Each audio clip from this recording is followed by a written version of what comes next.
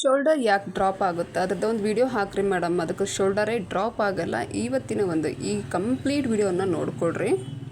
ಶೋಲ್ಡರ್ದೊಳಗೆ ನಾವು ಚೇಂಜಸ್ನ ಮಾಡ್ತೀವಿ. ಅದು ಯಾವ ಒಂದು ಚೇಂಜಸ್ ಮಾಡೋದ್ರಿಂದ ನಿಮ್ಮ ಶೋಲ್ಡರ್ ಡ್ರಾಪ್ ಆಗೋದು ಕಡಿಮೆ ಆಗುತ್ತೆ. ಭಾಳ ಸಿಂಪಲ್ ಅದ, ನೋಡ್ಕೊರಿ. ಲೆಂತಲ್ಲಿ ನೀವು ಎಷ್ಟು ಬ್ರಾಡ್ ತೊಗೊಂಡ್ರು ಇಳಿಬಾರ್ದು, ಭುಜಾನೇ ಜಾರಲ್ಲ. ಭಾಳ ಜನದ ಕ್ವಶನ್ ಇದೆ, ಭುಜ ಇಳಿತಾ ಇದೆ, ಶೋಲ್ಡರ್ ಡೌನ್ ಆಗ್ತಾ ಇದೆ, ಯಾಕೆ ಮೇಡಮ್, ಏನು ಪ್ರಾಬ್ಲಮ್ಮು, ಏನು ಸೊಲ್ಯೂಷನ್ ಏನು? ಇವತ್ತು ಹಾಗಿದ್ದು ಕಂಪ್ಲೀಟ್ ವಿಡಿಯೋನ ನೋಡ್ಕೊಳ್ರಿ. ಇಷ್ಟ ಆಗಿತ್ತಂದ್ರೆ ಲೈಕ್ ಮಾಡಿ ಹೋಗೋದನ್ನು ಮರಿಬೇಡಿ. ಇಲ್ಲಿ ನೋಡಿ ಎಷ್ಟು ನಾನು ಡೀಪ್ ತೊಗೊಂಡಿದ್ದೀನಿ ಅಂದರೆ, ಡೀಪ್ 11 ಇಂಚಿಗೆ ತೊಗೊಂಡಿದ್ದೀನಿ. 11 ಇಂಚ್ ನಾನು ಡೀಪ್ ತೊಗೊಂಡ್ರೆ ಇದಕ್ಕೆ ಎಷ್ಟು ಬ್ರಾಡ್ ಮಾಡಿದರೂ ನಿಮಗೆ ಶೋಲ್ಡರ್ ಅನ್ನೋದು ಡೌನ್ ಆಗಲ್ಲ. ಅದಕ್ಕೆ ಏನು ಮಾಡಬೇಕು? ಎಸ್, ಈಗ ನೋಡ್ರಿ, ಇಲ್ಲೇ ಸೊಲ್ಯೂಷನ್ ಇರೋದು. ನಾನು ಇಷ್ಟು ಡೀಪ್ ತೊಗೊಂಡಾಗ ಏನು ಮಾಡ್ತೀನಿ, 35 ಸೈಜಿಗೆ 35 ಸೈಜಿಗೆ 2.3 ಬಂದಿರುತ್ತೆ. 2 ಇಂಚು 0.3 ಬಂದಿರುತ್ತೆ. ಇಷ್ಟು ನಾನು ಇದು ನೆಕ್ನ ತೊಗೊಳ್ತೀನಿ. ಇಲ್ಲಿ ನೋಡ್ರಿ, ನಾವು 3.5 ತೊಗೊಂಡಿದ್ದೀವಿ ಅಗಲ. ನೀವು ಎಷ್ಟಾದರೂ ಡೀಪ್ ತೊಗೊಳ್ರಿ, ಇಲ್ಲಿ ಭುಜ ಅನ್ನೋ ಜಾರಲ್ಲ. ಅಂದರೆ ನೀವೇನು ಮಾಡ್ತೀರಾ, ಶೋಲ್ಡರಲ್ಲಿ ಅಗಲ ಮಾಡ್ಕೊಳ್ತಾ ಹೋಗ್ತೀರಾ. ಆಮೇಲೆ ಇಲ್ಲೇನು ಮಾಡ್ತೀರಾ ಅಂದರೆ ಬರೀ 1 ಇಂಚ್ ತೊಗೊಳ್ತೀರಾ.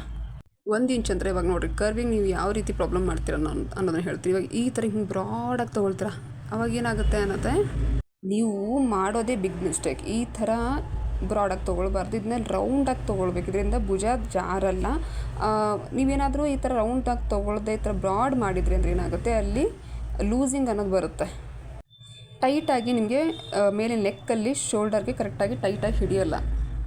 ಇದೊಂಥರ ಎಗ್ ಶೇಪಲ್ಲಿ ನಾವು ಕರ್ವಿಂಗನ್ನು ಕೊಡಬೇಕಾಗುತ್ತೆ. ಇನ್ನು 1 ಇಂಚ್ ಮತ್ತೆ ನಾನು ಮೇಲೆ ಹೋಗ್ತಾ ಇದ್ದೀನಿ. 1 ಇಂಚು ಇವಾಗ 10 ಇಂಚಿಗೆ ನಾವು ಡೌನ್ ತೊಗೊಂಡಿದ್ವಿ, ಅಂದರೆ ಡೀಪಾಗಿ. ಇವಾಗ 11 ಇಂಚಿಗೆ ಇವಾಗ 10 ಇಂಚಿಗೆ ನಾವು ಡೀಪಾಗಿ ತೊಗೊಂಡಾಗ ಏನು ಮಾಡಬೇಕು ಅಂದರೆ, ನೋಡಿರಿ, ನೀವು ಇಲ್ಲೂ ಕೂಡ ಎಷ್ಟೇ ಬ್ರಾಡ್ ತೊಗೊಳ್ಬೋದಪ್ಪ ನೀವು ಈ ರೀತಿ ಒಂದು ಫಾರ್ಮುಲಾಗಳನ್ನ ಯೂಸ್ ಮಾಡೋದ್ರಿಂದ. ನಾನು ಎಷ್ಟೋ ಜನಕ್ಕೆ ಹಿಂಗೆ ಸ್ಟಿಚ್ ಮಾಡಿಕೊಟ್ಟಿನಿ, ಯಾರ್ದು ಒಂದು ಕಂಪ್ಲೇಂಟ್ಸ್ ಇಲ್ಲ. ಡೀಪ್ ಕಡಿಮೆ ಇದೆ ಅನ್ನೋದು ಬಿಟ್ಟರೆ ಹೆಚ್ಚಾಗಿ ನನಗೆ ಶೋಲ್ಡರ್ ಇಳಿತಾ ಇದೆ ಅನ್ನೋ ಒಂದು ಯಾರ್ದು ಕಂಪ್ಲೇಂಟ್ಸ್ ಇಲ್ಲ. ಇನ್ನೂ ನಮಗೆ ಬ್ರಾಡ್ ಬೇಕು ಅಂತ ಹೇಳ್ತಾರೆ. ಹಾಗಾಗಿ ನೀವು ಸ್ವಲ್ಪ ಇಲ್ಲಿ ಚೇಂಜಸ್ಗಳನ್ನ ನೋಡ್ಕೊಳ್ರಿ. ನಾನು ಸ್ವಲ್ಪ ಕಲರ್ಗಳನ್ನ ಚೇಂಜ್ ಮಾಡ್ತೀನಿ, ನಿಮಗೆ ಕನ್ಫ್ಯೂಷನ್ ಇರಬಾರ್ದು ಅನ್ನೋ ಕಾರಣಕ್ಕೋಸ್ಕರ.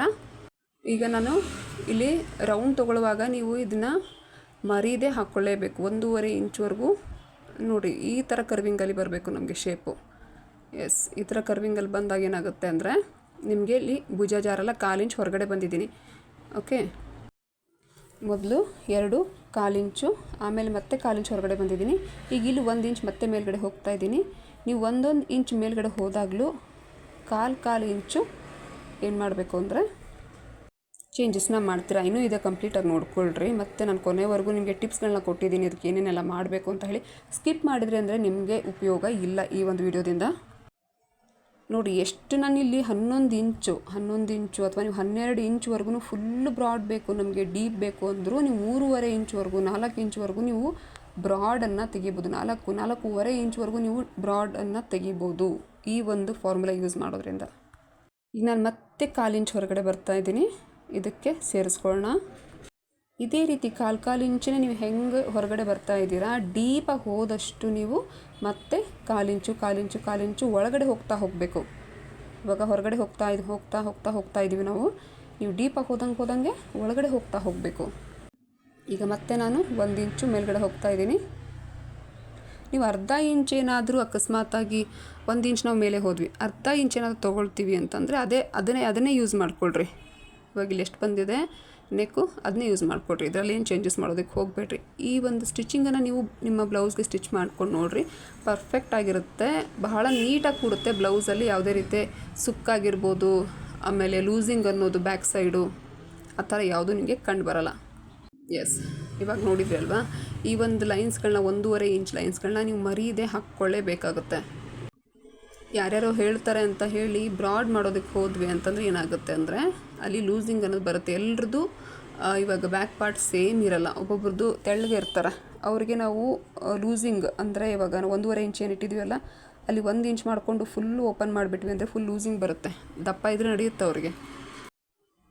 ಇವಾಗ ಮತ್ತೆ ಇದಕ್ಕೆ ನಾನು ಇದನ್ನು ಆ್ಯಡ್ ಮಾಡ್ತಾಯಿದ್ದೀನಿ. ಎಸ್, ನೋಡಿದ್ರಿ ಅಲ್ವಾ, ಈ ಒಂದು ಫಾರ್ಮುಲಾಗಳು ನಿಮ್ಗೆ ಎಷ್ಟು ಯೂಸ್ ಆಗುತ್ತೆ ಅಂದರೆ ನಿಜವಾಗ್ಲೂ ಸೇಮ್ ಇದೇ ರೀತಿಯೇ ನಿಮ್ಗೆ ಎಷ್ಟೇ ಡೀಪ್ ಬರಲಿ, ಡೀಪ್ ಕಡಿಮೆ ಬರಲಿ, ಬ್ಲೌಸ್ಗಳನ್ನ ಆರಾಮಾಗಿ ಮಾರ್ಕ್ ಹಾಕ್ತೀರಾ ಮತ್ತು ಆರಾಮಾಗಿ ಕಟಿಂಗ್ ಮಾಡ್ತೀರಿ. ಯಾರೆಲ್ಲ ಕಲೀಲಿಕ್ಕೆ ಹೋಗ್ತಾ ಇದ್ದಾರೆ ಅವರಿಗೆ ಶೋಲ್ಡರ್ ಡ್ರಾಪ್ ಅನ್ನೋದು ಸಿಕ್ಕಾಪಟ್ಟೆ ಒಂದು ದೊಡ್ಡ ಸಮಸ್ಯೆನೇ ಆಗಿಬಿಟ್ಟದ. ಅವರಿಗೆ ಈ ಒಂದು ವಿಡಿಯೋನ ಶೇರ್ ಮಾಡಿರಿ, ಅವ್ರಿಗೂ ಕೂಡ ಈ ವಿಡಿಯೋದಿಂದ ಹೆಲ್ಪ್ ಆಗುತ್ತೆ. ಹಾಗೆ ಲೈಕ್ ಆಗಿದ್ದರೆ ಲೈಕ್ ಬಟನ್ ಒತ್ತೋದನ್ನು ಮರಿಬೇಡ್ರಿ. ನೋಡಿದ್ರಲ್ಲ ಎಷ್ಟು ಸಿಂಪಲ್ ಆಗಿ ಇವತ್ತಿನ ಒಂದು ಫಾರ್ಮುಲಾನ ಹೇಳ್ಕೊಟ್ಟೆ ನಾನು ನಿಮ್ಗೆ. ಯಾರೆಲ್ಲ ಚಾನಲ್ಗೆ ಸಬ್ಸ್ಕ್ರೈಬ್ ಮಾಡ್ಕೊಂಡು ನೋಡ್ತಾ ಇಲ್ಲ ಸಬ್ಸ್ಕ್ರೈಬ್ ಮಾಡ್ಕೊಂಡು ನೋಡ್ಕೊಳ್ರಿ. ನೆಕ್ಸ್ಟ್ ಮತ್ತು ನಾನು ನೆಕ್ಕು ಶೋಲ್ಡರು ಸೈಜ್ಗಳೇ ಅಂದರೆ ಎಷ್ಟೆಷ್ಟೆಲ್ಲ ಸೈಜ್ಗೆ ಎಷ್ಟೆಷ್ಟೆಲ್ಲ ತೊಗೋಬೇಕು ಅನ್ನೋದನ್ನು ವಿಡಿಯೋನ ನೆಕ್ಸ್ಟ್ ಒಂದು ವಿಡಿಯೋ ಒಳಗೆ ಹಾಕ್ತೀನಿ ನಾನು. ಅಲ್ಲಿವರೆಗೂ ವೆಯ್ಟ್ ಮಾಡ್ತಾ ಇರಿ. Thank you for watching.